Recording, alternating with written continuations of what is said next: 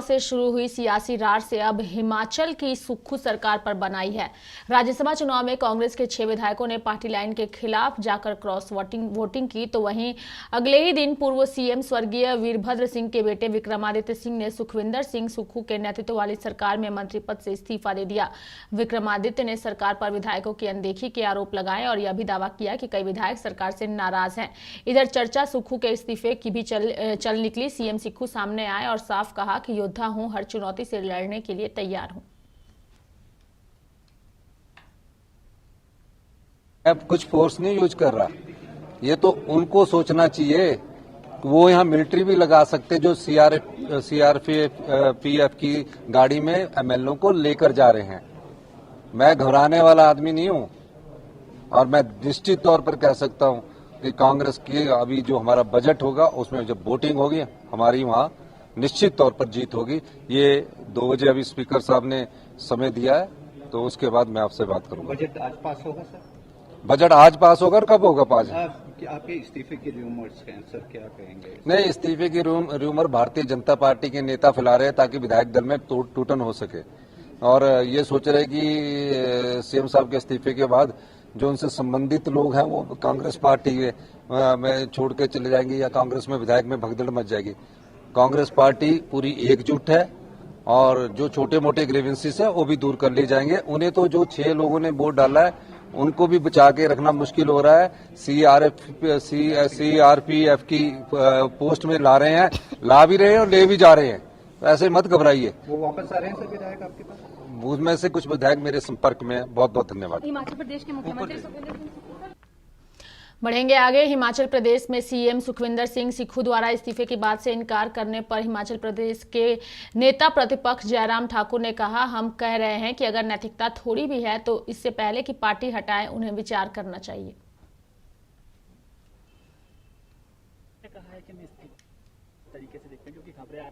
देखिए, मैं उसमें कुछ नहीं कहना चाह रहा हूं। हम इस्तीफे के लिए बात हम कह रहे हैं, अगर नैतिकता थोड़ी भी है तो इससे पहले कि पार्टी हटाए तो उनको विचार करना चाहिए। ठीक है, मैं इस तरह ही कहना चाह रहा हूँ सारे मामले को लेकर के कि हिमाचल प्रदेश में सारी चीजों को लेकर के आज से पहले कभी इस तरह का ड्रामा नहीं हो जो अभी कांग्रेस पार्टी यहाँ पर कर रही है। और मैं इतना जरूर कहना चाहूँ कि सरकार आज बचाने की कोशिश करें, लेकिन कल सरकार नहीं होगी। 1 दिन 2 दिन की बात कर रहे हैं, सरकार आने वाले समय में नहीं होगी कांग्रेस की। इस बात को उनको मानना चाहिए। वहीं कांग्रेस नेता विक्रमादित्य सिंह ने भाजपा में शामिल होने की अटकलों पर कहा, अभी तक ऐसा कुछ नहीं है, मैं हमेशा और साक्ष्यों के आधार पर कहता हूं। तो मैं जो कहता हूं बिल्कुल बेबाक तरीके से कहने में विश्वास रखता हूं, और मैंने हमेशा कहा है व्हाटएवर आई से it is always based on facts and the circumstantial evidence. तो मैं ये मजबूती के साथ ये बात कह सकता हूं कि आगे भी जो है हम अपनी बात को पूरी मजबूती से रखेंगे and then will see. Himachal में सुक्खू सरकार बची है या कांग्रेस सरकार? सरकार तो माननीय मुख्यमंत्री जी की अध्यक्षता में है, कांग्रेस की गवर्नमेंट है, which is headed by honourable chief minister Thakur Sukhvinder Singh Sukhu ji.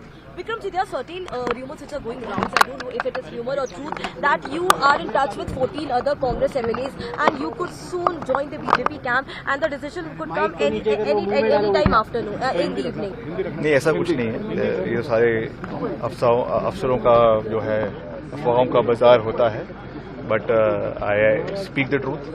I speak without any political intelligence, और जो भी हमने बोलना होगा उसको साफ तरीके से। पर आपने आज कहा ये बात कि 1 साल से आप काम कर रहे थे लेकिन बहुत आहत हुए, तो ये 1 साल से ही आप बहुत आहत थे या फिर आपको बहुत लंबे समय से लग रहा था कि नहीं कुछ खराब है, चीजें ठीक नहीं है सरकार में और सुखविंदर सिंह सुक्खू से नाराजगी है? नहीं, देखिए, जो भी बात है मैंने बड़े साफ तरीके से कही है, उसमें कुछ उसको घुमा फिरा के नहीं कहा है, और आगे भी जो कुछ कहना होगा उसको भी हम बड़े साफ तरीके से कहेंगे।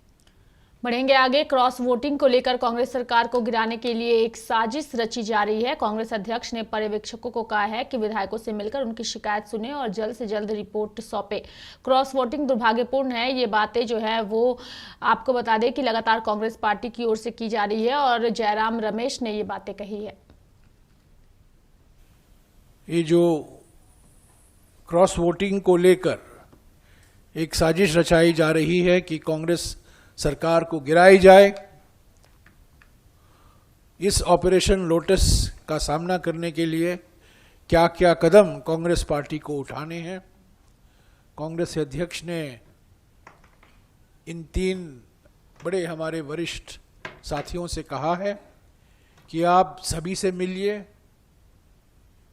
सभी के मन में क्या है, क्या मांगे हैं, क्या शिकायतें हैं, वो सुनिए और मुझे जल्द से जल्द रिपोर्ट पेश कीजिए। मैं अभी कांग्रेस अध्यक्ष से भी मेरी बात हुई है और उनका यही कहना है कि उन्होंने इन ऑब्जर्वरों को कहा है सबसे बात कीजिए, सारे विधायकों से बात कीजिए और मुझे जल्द रिपोर्ट सौंपिए ताकि अगले का रास्ता क्या होगा हमारे लिए उस पर हम एक अंतिम निर्णय ले सकें। हम क्रॉस वोटिंग से भाग नहीं रहे हैं, ये वास्तविकता है, ये दुर्भाग्यपूर्ण है।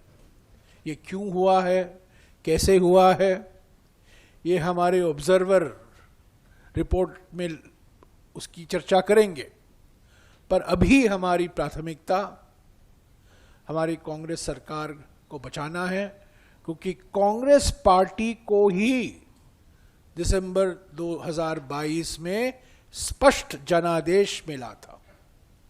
हिमाचल की जनता ने प्रधानमंत्री को नकारा था, हिमाचल की जनता ने जगत प्रकाश नड्डा जी को नकारा था, अनुराग ठाकुर को नकारा था, जयराम ठाकुर को नकारा था। बढ़ेंगे आगे। तमिलनाडु के तिरुनेलवेली में पीएम नरेंद्र मोदी ने एक कार्यक्रम में लोगों का अभिवादन किया। यहां जनसभा को संबोधित करते हुए डीएमके पर जमकर उन्होंने निशाना साधा। डीएमके के नेता थे, वो अपने बेटे को मुख्यमंत्री बनाने के लिए जिंदगी भर लगे रहे। अब जो मुख्यमंत्री है वो अपने बेटे को मुख्यमंत्री बनाने में लगे हुए हैं। ये सारे डीएमके वाले अपने बच्चों को सेट करने में लगे हैं और आपका भविष्य अपसेट करने में लगे हैं।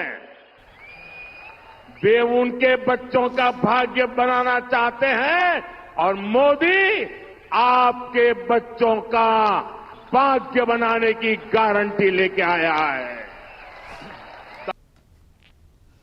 बात करेंगे उत्तर प्रदेश की राजधानी लखनऊ की, जहां विकसित भारत मोदी की गारंटी कार्यक्रम में मुख्यमंत्री योगी आदित्यनाथ ने जनसभा को संबोधित करते हुए कहा कि 2019 में जब बीजेपी अकेले लड़ रही थी तब सभी राजनीतिक दल एकजुट होकर पीएम मोदी के खिलाफ लड़ रहे थे। तब हमने 80 में से 64 सीटें जीती थी। अब तो और भी अच्छा वातावरण हो गया है, अब तो प्रभु राम की कृपा भी आ गई है। लड़ रही थी और सभी राजनीतिक दल एकजुट होकर के मोदी जी के खिलाफ लड़ रहे थे। तब हम लोगों ने 80 में से 64 सीट जीती थी। तो आज तो और भी अच्छा अनुकूल वातावरण है। आज तो प्रभु राम की भी कृपा आ गई है। डबल इंजन सरकार के कार्य भी हैं, मोदी जी का नेतृत्व भी है, संगठन का दायरा भी बढ़ा है, बहुत सारी आशा आकांक्षाओं को भी पूरा करने का काम हुआ है। उन स्थितियों में परिणाम 80 के 80 100% कल के परिणाम की तरह 80 के 80 100% परिणाम भारतीय जनता पार्टी के पक्ष में आने चाहिए। इसके लिए हम सबको अभी से तैयारी करनी। बढ़ेंगे आगे और बात करेंगे दिल्ली के राउज एवेन्यू कोर्ट ने लैंड फॉर जॉब मामले में ईडी की ओर से दर्ज केस में बिहार की पूर्व मुख्यमंत्री राबड़ी देवी, मीसा भारती, हिमा यादव और हृदयानंद चौधरी को नियमित जमानत दे दी है। स्पेशल जज विशाल गोगने ने सभी आरोपियों को 1-1 लाख रुपए के मुचलके पर जमानत देने का आदेश दिया है। कोर्ट ने कहा है कि ईडी ने जांच के दौरान आरोपियों को गिरफ्तार नहीं किया, इसलिए उनकी नियमित जमानत याचिका खारिज करने की कोई वजह नजर नहीं आ रही। वहीं ईडी ने चारों की नियमित जमानत याचिका का विरोध करते हुए कहा कि अगर उन्हें जमानत दी जाती है तो अपराध की गंभीरता को देखते हुए शर्तों के साथ जमानत दी जाए। ईडी की इस दलील को स्वीकार करते हुए कोर्ट ने चारों को नियमित जमानत देने का आदेश आदेश दिया। दरअसल बुधवार को राबड़ी देवी, मीसा भारती, हिमा यादव और हृदयानंद चौधरी कोर्ट में पेश हुए थे। ईडी को इन चारों को आरोपी बनाया है। इस मामले में कोर्ट ने 27 जनवरी को ईडी की ओर से दाखिल चार्जशीट पर संज्ञान लिया था। कोर्ट ने इस मामले में गिरफ्तार अमित कात्यायन के खिलाफ प्रोडक्शन वारंट जारी किया था। बता दें कि 9 जनवरी को ईडी ने इस मामले में चार्जशीट दाखिल की थी। ईडी ने चार्जशीट में बिहार की पूर्व मुख्यमंत्री राबड़ी देवी, मीसा भारती, हिमा यादव और अमित कात्यायन को आरोपी बनाया है। ईडी ने हाल ही में अमित कात्यायन को गिरफ्तार किया था।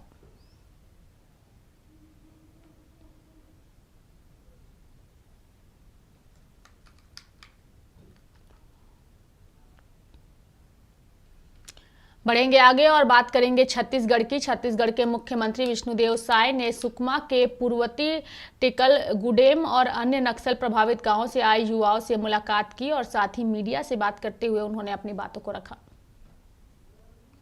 देखिए, अति संवेदनशील क्षेत्र कह सकते हैं, नक्सल से प्रभावित क्षेत्र टेकुल, गुडेम, जहां अभी पिछले कुछ दिनों पहले नक्सली मुठभेड़ हुआ था जिसमें हमारे 3 जवान शहीद हुए थे।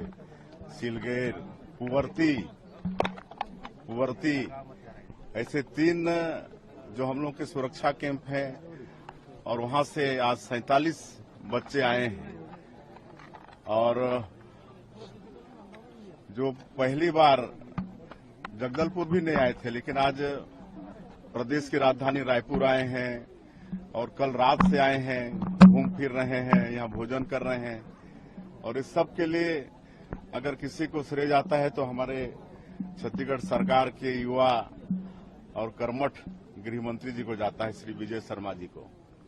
इनकी सोच थी कि उन बच्चों को इधर लाया जाए, देश दुनिया दिखाया जाए और उस क्षेत्र के विकास के लिए एक नियत नीलानार योजना हम लोग लॉन्च किए हैं। नियत नीलानार मतलब आपका अच्छा गांव, और इस योजना के तहत जो भी हमारे सुरक्षा कैंप हैं उसके आसपास के सारे गांवों में सरकार की सब सुविधाओं को पहुंचाएंगे। वहां रोड पहुंचाएंगे, पक्का का घर पहुंचाएंगे, बिजली पहुंचाएंगे, पानी पहुंचाएंगे, स्कूल पहुंचाएंगे, अस्पताल पहुंचाएंगे, राशन पहुंचाएंगे, दवाई पहुंचाएंगे, सबको प्राथमिकता के साथ वो पहुंचाएंगे। ये नीलानार योजना का उद्देश्य है। और आज ऐसे बच्चे जो अपने गांव से कभी निकले नहीं, आज पूरा देखेंगे देश, वातावरण, रायपुर, जगदलपुर सब, तो निश्चित रूप से उनके मन में एक नया सोच डेवलप होगा। बच्चों ने कुछ मांग करी है आपसे? कुछ मांग? हाँ, मांग कर रहे हैं ना, मांग कर रहे हैं कि उनके खेतों में पानी पहुंचना चाहिए। उसके लिए मतलब ट्यूबवेल की खुदाई हो, घरों में बिजली नहीं है तो सौर उजाला योजना से वहां पर। राष्ट्रपति द्रौपदी मुर्मू की जो आज यानी कि बुधवार को रांची पहुंची। बिरसा मुंडा हवाई अड्डे पर सीएम चंपाई सोरेन और राज्यपाल सीपी राधाकृष्णन ने द्रौपदी मुर्मू का स्वागत किया। यहां से राष्ट्रपति सीधे सेंट्रल यूनिवर्सिटी ऑफ झारखंड के 3रे दीक्षांत समारोह में शामिल होने गई। दीक्षांत समारोह के दौरान राष्ट्रपति द्रौपदी मुर्मू ने 3 कुलाधिपति पदक, 64 स्वर्ण पदक और 35 शोधार्थियों को PhD की डिग्री प्रदान की। इस कार्यक्रम के बाद वह उड़ीसा के लिए रवाना हो गई। तो मेरे साथ इस बुलेटिन में फिलहाल इतना ही। आप देखते रहिए लाइव इंडिया हर पल। नमस्कार।